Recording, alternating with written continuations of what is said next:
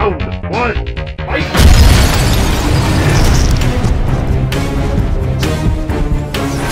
Mais pourquoi j'ai pas un pote alien, bordel?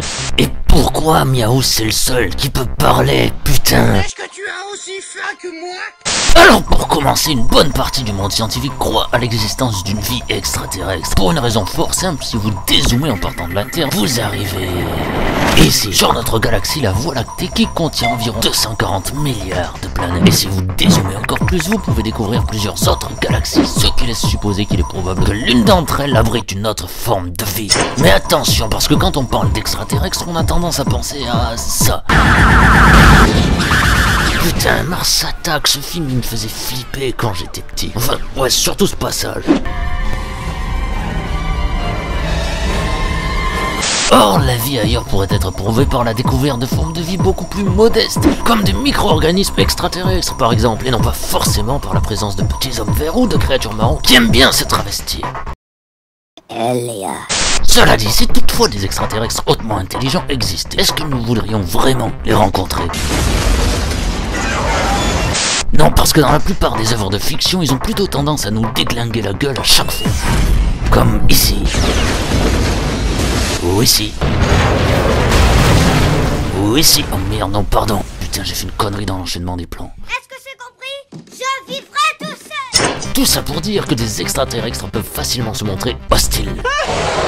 D'ailleurs, de nombreux scientifiques pensent qu'une rencontre humaine extraterrestre ne serait pas une très bonne chose pour nous, y compris Stephen Hawking d'ailleurs. Pour ceux qui ne voient pas qui c'est, il s'agit d'un grand physicien anglais. Mais si, il fait même des apparitions dans The Big Bang Theory. Great. Another fainter. Quoi qu'il en soit, il a carrément fait pendant une interview une déclaration comparant la rencontre extraterrestre avec la rencontre entre les conquistadors, technologiquement plus avancés, et les Indiens survenus au XVIe siècle, qui, comme on peut le voir dans le film Pocahontas, ne s'est pas très bien terminé.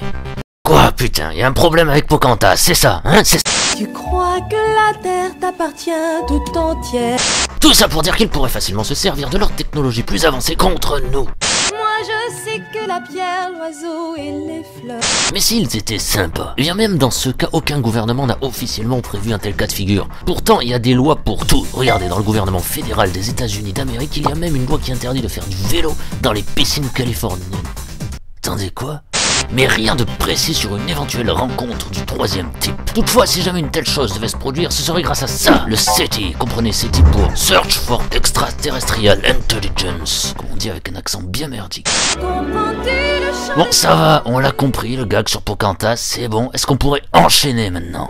Merci. Oh putain. Est-ce que c'est compris? Je vivrai... Ta gueule. Le SETI donc, c'est un programme connu que vous avez peut-être vu sans le savoir dans Independence Day ou GTA V, ou encore cette vieille pub Fanta. Vous vous souvenez de cette pub? Hello. Ils nous ont dit hello! C'est incroyable. Le premier message venu de l'espace, ils nous ont dit hello. C'est historique. Hello. Ce programme donc, comme son nom l'indique, est consacré à la recherche de vie extraterrestre par l'émission de puissants signaux dans l'espace, mais jusque-là, aucune réponse. Sauf... Attendez, j'enlève cette musique de merde. Sauf le mois d'août 1977 où un radiotélescope a capté un signal toujours inconnu à ce jour, baptisé le signal WOW, parce que le mec qui l'a découvert était tellement sur le cul qu'il a écrit WOW dans la marge de sa feuille. Mais le signal n'a jamais été réentendu et comme je le disais tout à l'heure, son origine est toujours inconnue à ce jour. Et si à la prochaine transition il y a encore Pocahontas me tire une balle dans la... Ouais. Tenez, pour finir, une super anecdote sur les aliens. Savez-vous qu'il pourrait y en avoir dans notre propre système solaire? Et ouais, putain. Regardez, ça c'est Jupiter. Et là vous me dites, ouais merci, je le savais déjà, trop de balles. Ok, bon, nous avons qu'un seul satellite naturel, la Lune. Jupiter, elle en a 67. Et ouais, ça déconne pas, c'est pas une planète de PD. L'un d'entre eux s'appelle Europe. Et il ressemble à ça. Non, je déconne, il ressemble à ça. Et il est entièrement recouvert de glace, comme on peut le voir d'ailleurs dans cet épisode de Futurama. Hein? Et qui dit glace dit eau. Du coup, certaines hypothèses ont tendance à dire qu'il y aurait à l'intérieur de ce dernier un océan souterrain dans lequel pourraient vivre des créatures aquatiques. Un tel océan pourrait en effet renfermer des micro-organismes, des petits poissons, ou voire même, allez, des baleines extraterrestres. Et comme j'ai trouvé aucune image de baleine extraterrestre, ben je me suis contenté de foutre des images de baleines bleues avec un filtre violet et la musique de X-Files.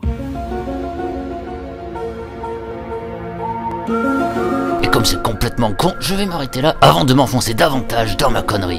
Voilà, et c'est tout, si tu te poses des questions cons comme moi, ben tu peux aller ici, là, et écrire un commentaire. Ouais, et tu peux aussi Poser ta question sur notre page Facebook. Et en parlant de ça, voici le moment où je suis supposé lire quelques commentaires de la vidéo précédente. Alors, ce cher Kylian commence sa question par « S'il vous plaît, moi !» Faut pas écrire ça, ça fait penser au mec à lunettes au premier rang de la classe qui veut absolument être interrogé. Et ce genre de mec, on les brûle putain. Bon, plus sérieusement, pourquoi les femmes ne peuvent pas se mettre du mascara bouche fermée?